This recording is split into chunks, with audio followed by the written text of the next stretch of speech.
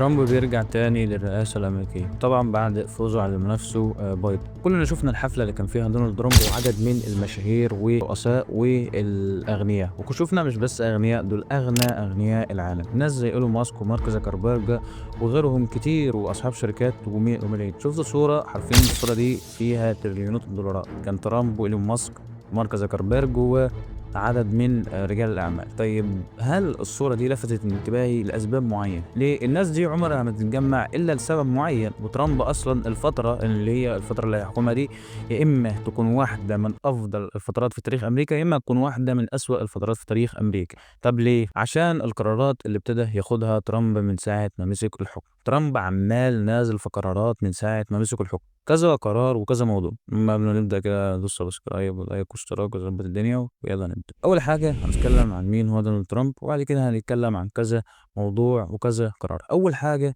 هنتكلم عن حظر التيك توك وايه هو حظر التيك توك. بص، ترامب شخصيه غريبه وجدليه لابعد مما تتخيل، وحظر التيك توك موضوع بسيط جدا ومش محتاج مناقشه زي المواضيع التانية. الموضوع ببساطه ان التيك توك ملهوش ملكيه في امريكا، فمش قادرين ان هم يمسكوا في فلوس او يمسكوا ضرائب على التيك توك. ليه؟ لانه منتج صيني، واصلا هم مش هيقدروا يعملوا حاجه مع التيك توك لان ده خارج منهم. فهم كانوا عايزين ان حد ان امريكا تاخد جزء من التيك توك. ده اللي انا كنت فاهمه، والموضوع مش مفهوم قوي برضه لحد دلوقتي. المهم بايدن بيقرر ان هو هيلغي التيك توك، ده كان في اخر ايام. فعشان طبعا الاسطوره بتاعتنا يوم اللقطه رجع التيك توك بعدها بيومين. التيك توك اتلغى حوالي يومين، بس يومين، وبعد كده رجع تاني. وطبعا لما يجي هنا تقول لي لقطة ايش اللي هياخدها معاه دي رجع التيك توك، كل شويه اقول انا رجعت التيك توك وكان مقفول، واصلا هو كان مقفول بقاله يومين بس. المهم دونالد ترامب من زمان وهو بيحب الشو، هو مش الشو بس، هو بيحب الوجع، يحب ان هو دايما كده يبقى ظاهر على الشاشات، ودايما الناس بتتكلم عنه سواء بالحلو او بالوحش، مش مهم، المهم ان هم بيتكلموا عنه. هو ده مبدأ ترامب من ساعة اصلا ما ابتدى ان هو يظهر او الناس تعرف. اول حاجه ترامب اتولد في عيله غنيه لاب غني واسره يعني كانت حلوه، كان ابوه رجل اعمال وكان شغال في العقارات وغيرها من المشاريع. ودونالد ترامب على فكره وهو صغير كان شغال، كان بيبيع جرايد. تخيل يعني دونالد ترامب رغم ان هو اسره غنيه لكن كان بيبيع جرايد. طب ليه بقى؟ علشان ابوه يعلمه قد ايه ان العمل حلو. وعلى فكره ترامب من صغره بيحب الشغل وبيحب المنافسه جدا جدا، وده اللي هنتكلم فيه دلوقتي. المهم ترامب في الفتره ديتي ابتدى ان هو يكبر ويخش مدرسه عسكريه، وبعد كده ابتدى ان هو يسيب المدرسه العسكريه ويشتغل فتره كده كانت صغيره كمخرج، وطبعا كان فاشل وما نجحش فيها، وبعد كده سابها واتجه لشغل العقارات. وعلى فكره ترامب السبب من الحاجات اللي خلته يكون ذكي اقتصاديا هو شغله في العقارات، لان ترامب هيعمل حاجات كتيره جدا، الحاجات دي ممكن انت تستفيد منها. يعني انا لما كنت بشوف قصته كنت مستفيد جدا ان الراجل ده هو مش بس راجل استراتيجي جدا، لكن هو عبقري في الاقتصاد. وعلى فكره ترامب واحد من الحاجات اللي بيحبوه الامريكان جدا ان هو ذكي جدا جدا في الاقتصاد، وازاي وبيقدر يطور في الاقتصاد. المهم اللي بيحصل كالاتي، اللي بيحصل ان ترامب بيقدر ان هو يستثمر في فلوس، او طبعا هو كان وارث فلوس. خلي بالك ترامب كان عامل حركه ذكيه، والحركه دي تستمر معانا لحد نهايه الحلقه، هي ان في كانت في جريده بتكتب، جريده مشهوره جدا في امريكا، فكانت عاوزه تعرف، كانت بتكتب عن الاغنياء وكده. فالمهم طبعا عيله ترامب من عيله الاغنياء في امريكا، فكانوا حابين يعرفوا مين هو اغنى فرد في عيله امريكا عشان يحطوه وسط القائمه اللي هم اغنى ناس في امريكا. فالمهم واحد اتصل عليهم وقال لهم ان انا اعرف معلومات مهمه جدا بس ادوني فلوس مقابل المعلومات دي. فقالوا لي ايه؟ قال لهم ان دونالد ترامب واخد حوالي 70% من ثروه ابوه، 70% اللي هي حوالي 100 مليون دولار، مبلغ كبير. فالجريده هنا كتبت دونالد ترامب وحطته في اول الصفحات. وخد المفاجاه بقى، اول حاجه الكلام ده طلع كده، دونالد ترامب كان واخد حوالي 5% بس، اللي هم 5 مليون دولار بالظبط اللي كان واخده من عيلته. وكمان اللي قال لهم ده مش شخص شغال عند ابو ترامب ولا حاجه، ده كان ترامب ذات نفسه. وده المهم ان ترامب هيكمل معانا الموضوع ده كتير، اللي هو بيحاول ان هو يظهر في الشو الاعلامي. طيب ايه المواضيع اللي هنتكلم فيها عن ترامب طالما احنا عرفنا قصته وكده؟ هنتكلم عن ازاي هو وصل للحكم، وهنتكلم عن حاجه مهمه جدا هي حرب روسيا واوكرانيا، وهنتكلم عن اهم حاجه في الحلقه هي عاوز ينقل شعب غزه لسينا. اكيد طبعا الموضوع مفهوم. ترامب قدر ان هو يوصل للحكم عن طريق المنافسه وعن طريق حاجات تانية كتير، ومنها اللي هو التلاعب الاعلامي. ترامب لما بيخش مناقشه مع اي شخص اعرف ان في كلام كتير جدا هيتقال وحش فيه ناحيه الشخص اللي هو داخل ضده. ليه؟ لان ترامب هو ده طبعه، هو ده طبعه، وترامب بيعشق المنافسه من وهو صغير. وترامب اصلا عيلته يعني دايما كده او ابوه كان دايما مولد في حته المنافسه ويكسب باي ثمن. يكسب بصح بغلط، المهم إن هو يكسب. وطبعًا ترامب من الحاجات اللي بيعملها هي إن هو دايمًا بيحاول إن هو يقلل من الخصم اللي قدامه، زي ما شُفنا بايدن لمّا كان في المنافسة اللي كانت بينه وبينه، ومش بس ده بايدن، ده في غيره كتير. وخلّي بالك إن كتير من الناس كانت بتتريق على ترامب وشايفين إن هو مجرد أراجوز، مجرد مهرج ما لوش لازمة، شخص كل ما بتشوفه بيرقص، ما بيعملش حاجة. لكن هو أصلًا دي حاجة من الحاجات المهمة جدًا. لمّا مسك ترامب أصلًا أول فترة رئاسية ليه، الناس كانت بتتريق جدًا، إزاي واحد زي أوباما ييجي بعديه ترامب؟ أنتم عارفين يعني إيه أوباما؟ كاريزما وكان شخص هادي وكان طبعًا كان شخصية جدلية. ترامب كان شخصية جدلية لحد النهارده، ما حدش فاهم أصلًا ترامب ده بيفكر إزاي. ترامب ممكن في يوم وليلة يقوم حرب جدًا، هو دماغه مش طبيعية، تصرفاته غريبة وساعات بتكون انفعالات عاطفية مش أكتر. فالمهم اللي بيحصل هنا إن الناس حاليًا معظمها بتشوف على إن ترامب ده البزغ والثراء والذكاء، وإن هو شخص عنده كاريزما وبيقدر يتكلم وشخص لبق في الكلام ويقدر إن هو يكسب الشهرة، وإن هو يقدر يطلع على المنصات دايمًا من غير أي مجهود. وطبعًا ترامب هو أصلًا بيروّج لكده من زمان جدًا، جدًا. بس لو جيت سألت أي حد بيفهم في السياسة وقُلت له هو ترامب أحسن والّا بايدن؟ أكيد هيقول لك ترامب. ترامب وألف ترامب كمان. طب ليه؟ طبعًا هو مش حُبًا فيه، هو حُبًا لذكائه. خلّي بالك إن ترامب ما فيش ناس كتير أوي يعني بيحبوه ومن حوالين الدول اللي في العالم أصلًا. طب ليه؟ لإن ترامب زي ما قُلت لك ممكن يعمل أي حاجة عشان نجاحه، سواء الحاجة دي كانت صح أو غلط. طبعًا أنت فاهمني.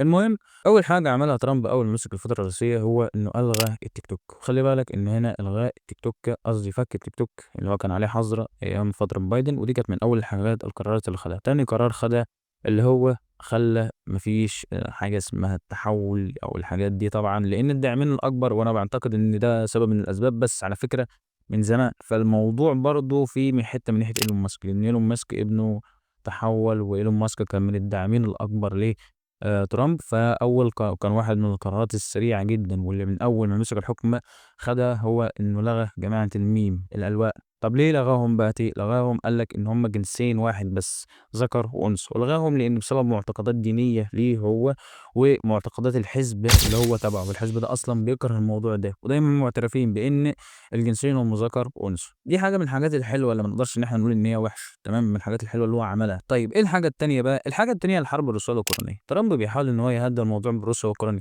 خلّي بالك إن ترامب على فكرة مش زي بايدن، بايدن دايمًا كان منضم لطرف أوكراني. ترامب العكس، ترامب شايف إن أوكرانيا دي مجرد بتعمل أزمة اقتصادية أزمة اقتصادية وخلاص. إزاي يعني مش فاهم. أقول لك على حاجة، أمريكا واحدة من أكبر الدول في العالم اللي بتدّي فلوس لأوكرانيا علشان خاطر الحرب، وبتعتبر بتخسر بكتير. ولمّا حصلت الحرائق بتاع الغابات اللي حصلت في أمريكا، الناس قعدت تنتقد جدًا في الحكومة الأمريكية، بيقولوا لهم طب دلوقتي أوكرانيا مش هتيجي تطفّي النار زي ما إحنا كنا بندفع لهم فلوس أيام الحرب بتاعتهم.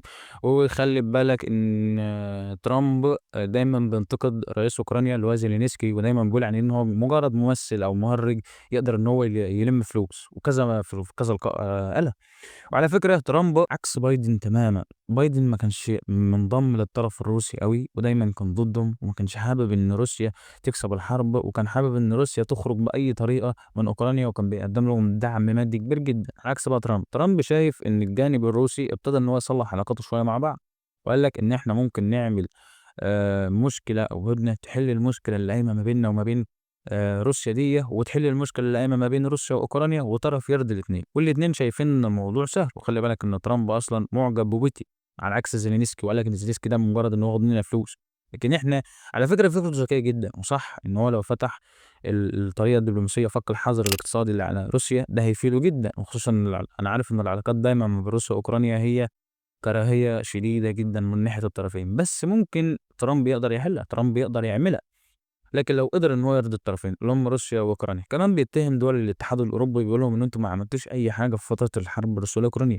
وعلى فكرة الاتحاد الأوروبي دفع فلوس كبيرة جدًا لأوكرانيا علشان خاطر إن هم يقدروا في فترة الحرب ضد روسيا. هنا دلوقتي ترامب بيقدّم فكرة، والفكرة دي بتقول إن روسيا هتخرج برّه أوكرانيا. بس طبعًا عشان يخرّج روسيا، لإن روسيا مستحيل إن هي تخرج برّه أوكرانيا إلا بمكاسب كبيرة جدًا، ومش كبيرة بس لأ، كبيرة جدًا، جدًا.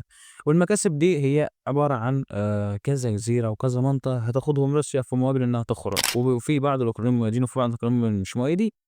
ليه بقى؟ طب واحد يقول لي طب ما هو حاجة حلوة، أوكرانيا هتقدر إن هي تخلص من روسيا، أقول لك لأ، الأوكرانيين مش موافقين، لإن الأوكرانيين أصلًا ابتدوا إن هم ياخدوا مناطق في روسيا.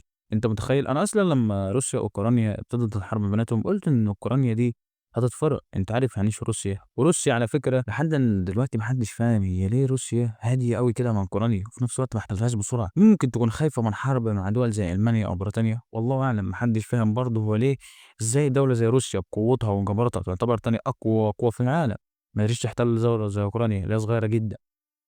ف اللي فهمته هنا إن ترامب بيحاول يهدّي العلاقة ما بين روسيا وأوكرانيا، وعلى قد ما يقدر هيحاول إن هو يحلها علشان خاطر المشكلة طبعًا ديّة ما يقدرش إن هو يدفع. وخلّي بالك ترامب ما بيعملش كده عشان سواد عينهم، قُلت لك إن ترامب بيهمه أهم حاجة مصلحته، ثم مصلحته، ثم مصلحته، وبيهمه مصلحته ومصلحة أمريكا.